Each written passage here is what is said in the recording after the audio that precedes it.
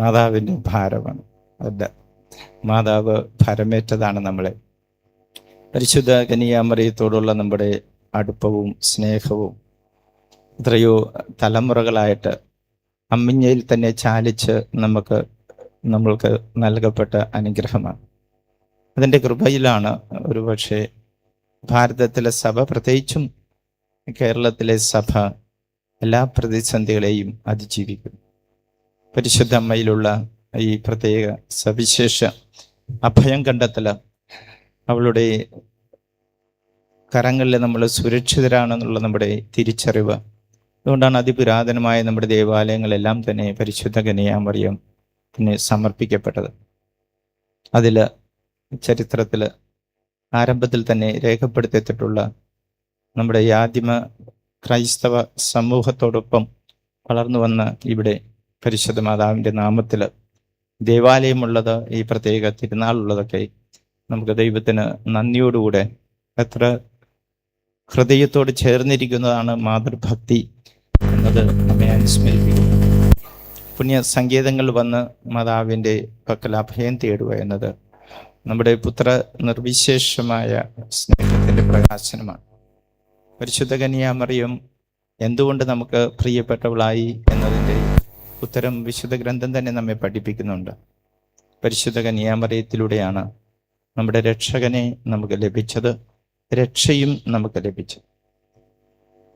ദൈവപിതാവ് തിരഞ്ഞെടുത്തവള് എന്നും നമ്മുടെ കൊന്ത ജപമാല പ്രാർത്ഥനയിൽ നമ്മൾ ചൊല്ലുന്നത് പോലെ, നിന്റെ പ്രിയപുത്രന് വാസമായ യോഗ്യമായിരിക്കുവാൻ, അതിൻ്റെ പീഠമായിരിക്കുവാൻ നീ തിരഞ്ഞെടുത്തവൾ.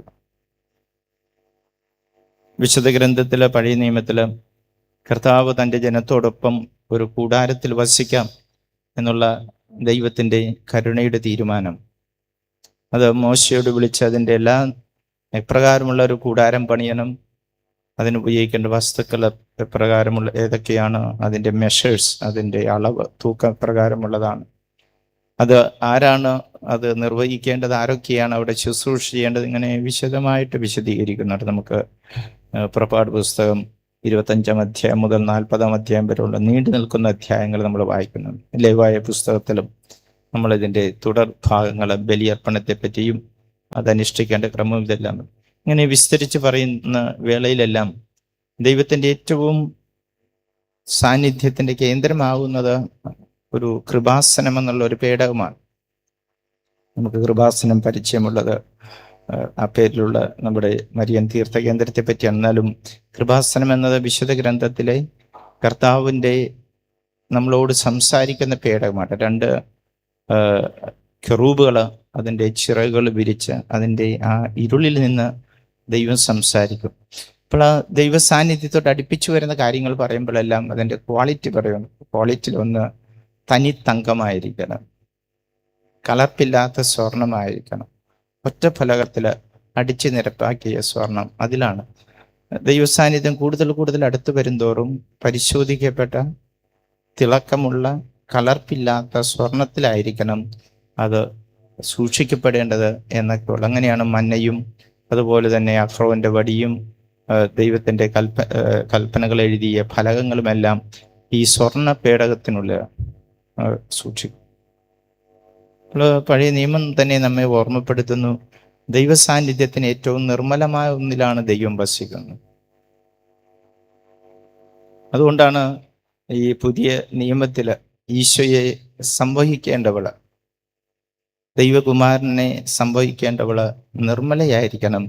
ആ ദിവ്യരഹസ്യം നമ്മൾ അമലോത്ഭവ കന്യക എന്ന പേരിൽ എല്ലാ വർഷവും ആഘോഷിക്കുന്ന വലിയ തിരുനാളാണ്.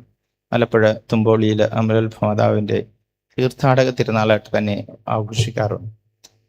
മറിയത്തിൻ്റെ ഭൂമിയിലെ അമ്മയുടെ ഉദരത്തിൽ, അന്നയുടെ ഉദരത്തിൽ മറിയം ജാതയാകുന്ന ആദ്യ നിമിഷത്തിൽ തന്നെ പൗത്രീകരിക്കപ്പെട്ട് വിശുദ്ധീകരിക്കപ്പെട്ട് വേർതിരിക്കപ്പെട്ടവളായിരുന്നു എന്നുള്ള സഭയുടെ വിശ്വാസം. അത് മറിയത്തിൻ്റെ ഭൂമിയിലെ ആദ്യത്തെ നിമിഷമാണെങ്കിൽ, മാതാപിതാക്കൾ മറിയത്തിൻ്റെ അമ്മയുടെ ഉദരത്തിൽ ഉരുവാകുന്ന ആദ്യ നിമിഷത്തെപ്പറ്റി നമ്മൾ അതിവിശുദ്ധമെന്ന് വിശേഷിപ്പിക്കുന്നെങ്കിൽ, മറിയത്തിൻ്റെ ജീവിതത്തിലെ ഏറ്റവും അവസാനത്തെ നിമിഷത്തെയും നമ്മൾ ഈ അസാധാരണമായ അതുല്യമായ മഹത്വം ചാർത്തിയാണ് സഭ വിശ്വസിക്കുകയും പഠിപ്പിക്കുകയും ചെയ്യുന്നു. അതാണ് ശരീരത്തിൻ്റെ ഉയർപ്പ് എന്നുള്ള നമ്മുടെ വിശ്വാസ രഹസ്യം. അത് ആദ്യമായിട്ട് പരിശുദ്ധ കന്യാമറിയം ആ ഭാഗ്യത്തിലേക്ക് ഉയർത്തെഴുന്നേൽക്കുന്നു. സഭാപിതാക്കന്മാർ നമ്മെ പഠിപ്പിക്കുന്നതനുസരിച്ച് മറിയം ഈ ലോക ജീവിത യാത്ര പൂർത്തിയാകുന്നു പറഞ്ഞാൽ മരണമടയുന്ന സമയം, ഡോർമീഷൻ എന്നാണ് പരിശുദ്ധ കന്യാമറിയത്തിൻ്റെ മരണത്തെ തന്നെ സഭ വിശേഷം എന്ന് പറഞ്ഞ ഉറക്കം. ആ ഗാഠനിദ്രയിലേക്ക് അമരുന്നവള് പിന്നീട് ശരീരത്തോടുകൂടെ ഉടലിലേക്ക് സ്വർഗത്തിലേക്ക് സംവഹിക്കപ്പെട്ടു. അപ്പോസ്തലന്മാർ പരിശുദ്ധ കന്യാമറിയത്തിൻ്റെ കല്ലറയിൽ ഒന്നും തിരിശേഷിപ്പായിട്ടൊന്നും കാണുന്നില്ല, സ്വർഗത്തിലേക്ക് ഉയർത്തപ്പെട്ടവള്, അങ്ങനെ നൽകപ്പെടുന്ന തിരിശേഷിപ്പുകൾ, ഇങ്ങനെയൊക്കെ ഒത്തിരി പാരമ്പര്യവുമുണ്ട്. പക്ഷെ ഏറ്റവും പ്രധാനപ്പെട്ട ഒരു സന്ദേശം നമ്മൾ എടുത്ത് പ്രഘോഷിക്കുന്നത് ശരീരത്തിൻ്റെ ഉയർപ്പാണ്. നമ്മുടെ വിശ്വാസ പ്രമാണത്തിലെ ഏറ്റവും അവസാനത്തെ ഏറ്റുപറച്ചിലതാണ്. പക്ഷെ നമ്മളുടെ ശരീരങ്ങളുടെ ഉയർപ്പ് കർത്താവിൻ്റെ രണ്ടാമത്തെ വരവിൽ സംഭവിക്കുന്നത് നമ്മുടെ മൃതരായവരെല്ലാം സെമിത്തേരിയിൽ സംസ്കരിക്കപ്പെടുന്നു. അവർ മണ്ണോട് മണ്ണായി മാറുന്നു, പൊടിയിലേക്ക് മടങ്ങുന്നു.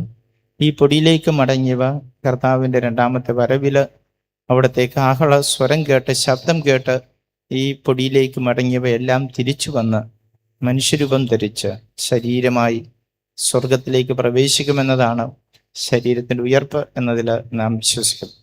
പക്ഷേ ആ പ്രവേശനം മറിയത്തിന് മരിച്ച നിമിഷം നൽകപ്പെട്ടു.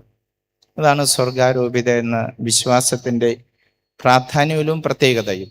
അത് മുമ്പ് അമലോത്ഭവ ജനനത്തെപ്പറ്റി പറഞ്ഞതുപോലെ നമ്മളെല്ലാവരും വിശുദ്ധ ജ്ഞാനസ്നാനത്തിലാണ് ജന്മപാപ കറയിൽ നിന്ന് മോചിതരാകുന്നുവെങ്കിൽ പരിശുദ്ധ കന്യാമറിയം ഭൂമിയിൽ അമ്മയുടെ ഉദരത്തിൽ ജാതയാവുന്ന ആ നിമിഷം വിശുദ്ധീകരിക്കപ്പെട്ടു, അല്ലെങ്കിൽ മുൻകൂർ വിശുദ്ധീകരിക്കപ്പെട്ടു.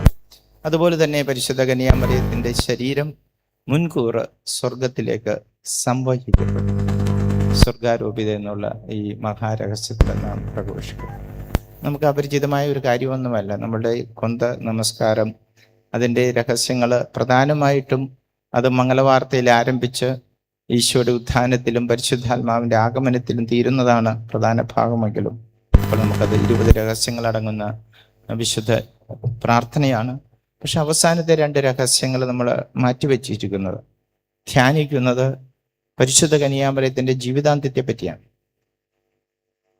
മരിച്ച ഉടനെ സ്വർഗത്തിലേക്ക് ഉടലോടുകൂടി സംവഹിക്കപ്പെട്ടു. മരിച്ച ഉടനെ ആത്മാവ് ദൈവപക്കലേക്ക് പോകുന്നു എന്ന് പറയുന്നത് വിശുദ്ധർക്കും പലർക്കും എല്ലാവർക്കും സംഭവിക്കാവുന്ന കാര്യങ്ങളാണ്. പക്ഷെ നമ്മുടെ ശരീരം അത് സംവഹിക്കപ്പെടും എന്നുള്ള നമ്മുടെ കാത്തിരിപ്പ് പരിശുദ്ധ കന്യാമറിയത്തിൽ പൂർത്തിയായിരിക്കുന്നു. അത് നമുക്കുള്ള ഒരു അച്ചാരമാണ്, നമുക്ക് നൽകപ്പെട്ട വാഗ്ദാനത്തിൻ്റെ ഒരു ആദ്യ ഗഡുവാണ് എന്ന്, അല്ലെ പ്രഥമ ഫലമെന്ന് വിശുദ്ധ ഗ്രന്ഥം വിശേഷിപ്പിക്കുന്ന അതിൻ്റെ പ്രഥമ ഫലമാണത്. എന്താണ് ശരീരത്തിൻ്റെ ഉയർപ്പിനെ പറ്റി പറയേണ്ട കാര്യം? എന്താണ്?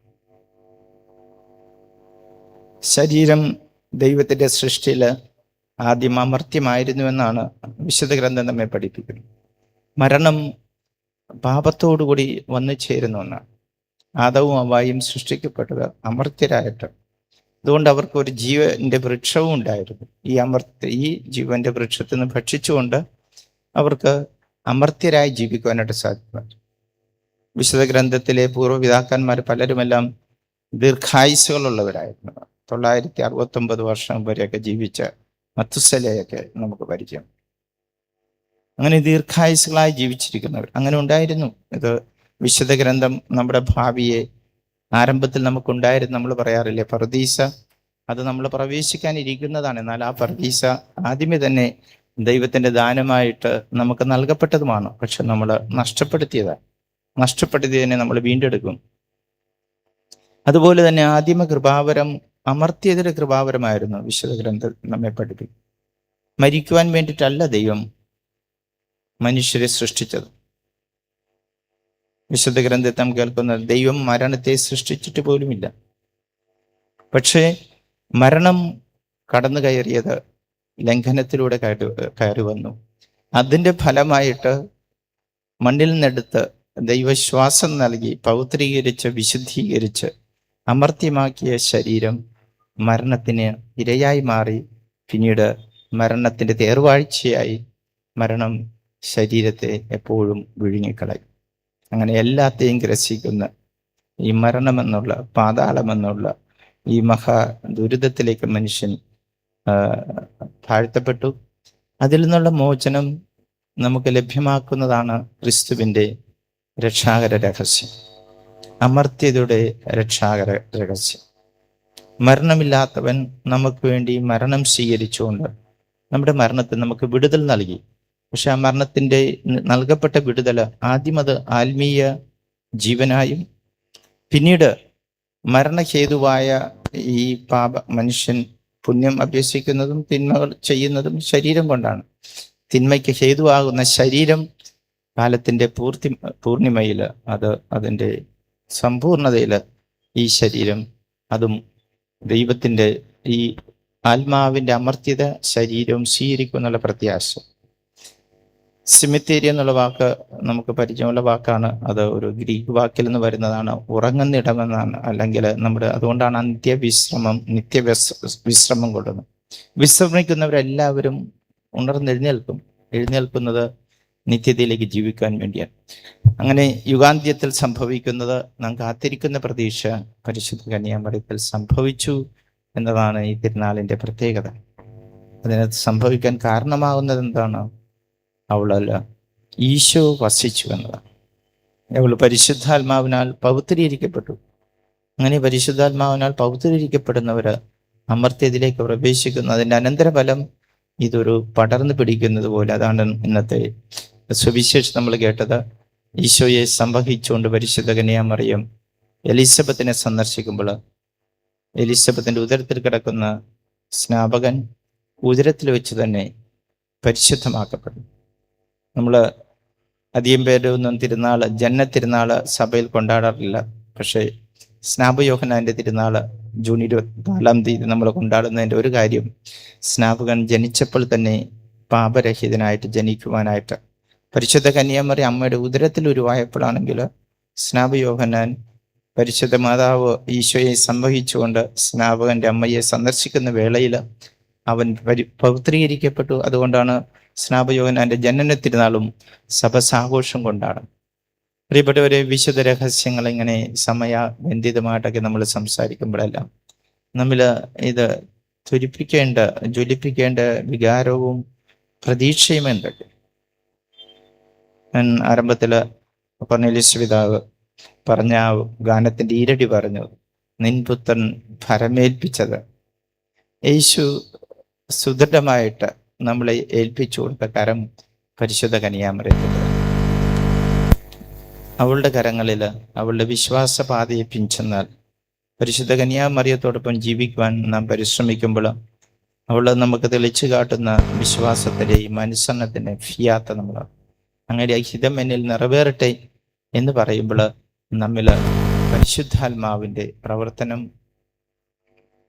പൂർത്തീകരിക്കപ്പെടുന്നു. അതുവഴിയായിട്ട് നമ്മൾ പൗത്രീകരിക്കപ്പെടുകയും ചെയ്യും.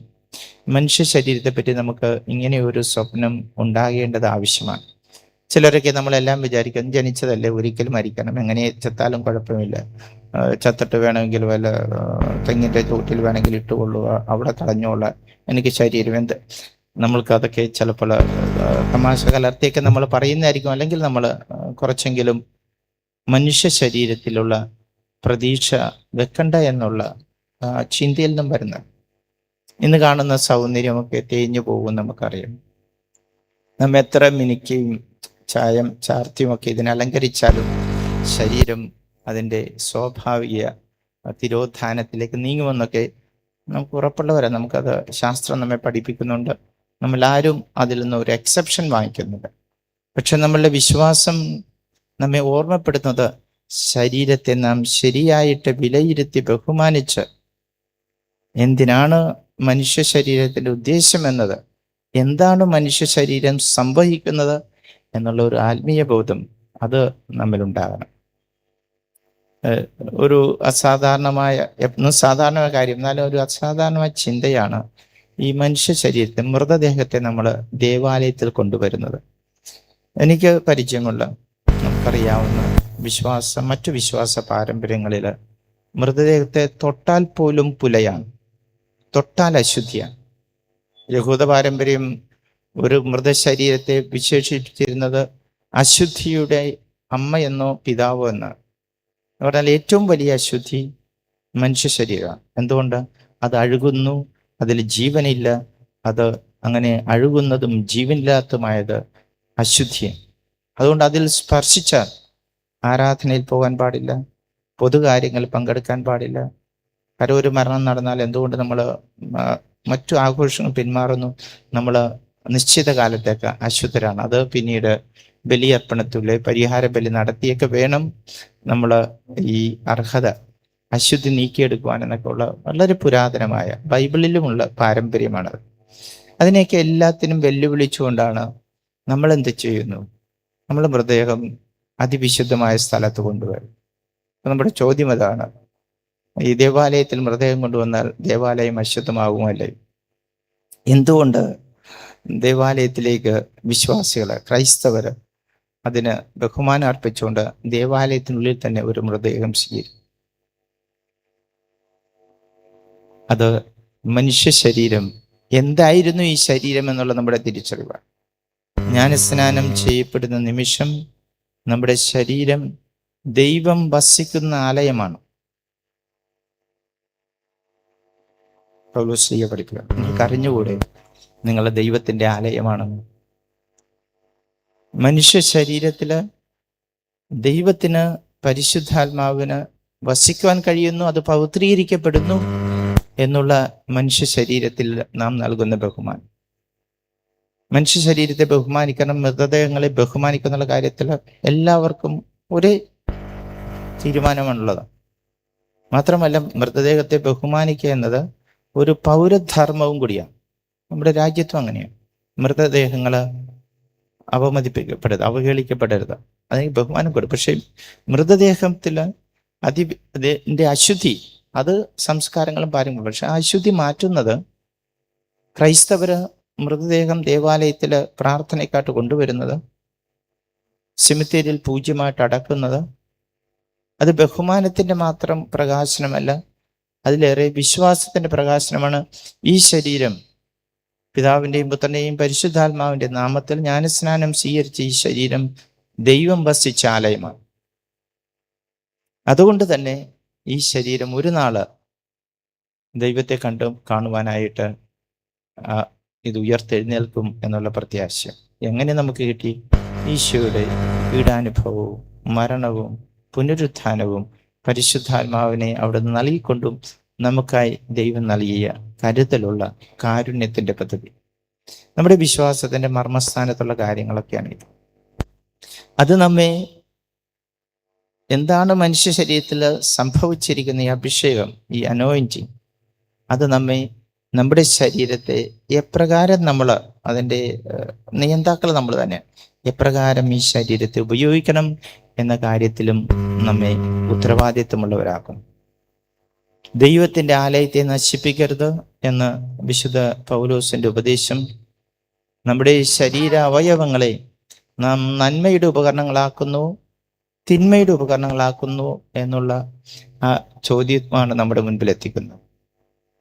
ഇതാണ് നിങ്ങളുടെ ഏറ്റവും ശ്രേഷ്ഠമായ ആരാധന. റോമക്കാർക്ക് എഴുതിയ ലേഖനം 12-ാം അധ്യായത്തിലെ പൗലോസ്, നിങ്ങളെ ശരീരങ്ങളെ ദൈവത്തിൻ്റെ ഉപകരണങ്ങളാക്കുക എന്നതാണ് നിങ്ങളുടെ ആരാധന. ദൈവത്തെ സ്തുതിക്കുന്നതും നമുക്ക് അധരങ്ങൾ വേണം. അധരം ദൈവസ്തുതിക്കുള്ളതാണെങ്കിൽ ആ അധരം ഉപയോഗിച്ച് ശാപവും നുണയും അസത്യവും അധരങ്ങൾ പറഞ്ഞാൽ മനുഷ്യ ശരീരത്തിൻ്റെ ദുരുപയോഗമാണ്.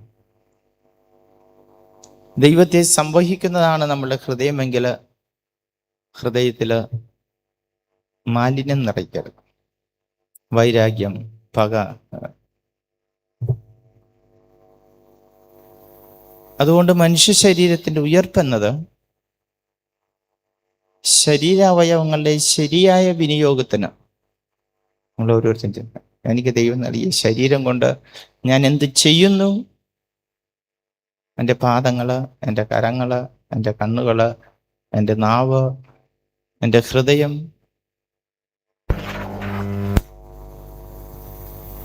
അത് മഹത്വം പ്രാപിക്കുന്നു. പരിശുദ്ധ കന്യാമറിയത്തിൻ്റെ സ്വർഗാരോഹണം നമ്മെ പഠിപ്പിക്കുന്നു. അത് മഹത്വം പ്രാപിക്കാനാണ്.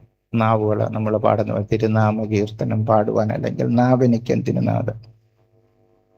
മനുഷ്യരെ പറ്റി നന്മ പറയുവാനും മനുഷ്യരെ അനുഗ്രഹിക്കുവാനും അവരോട് സ്നേഹത്തോടുള്ള വാക്കുകൾ പറയാനും, അല്ലെങ്കിൽ പിന്നെ എന്തിനായി നാവ്?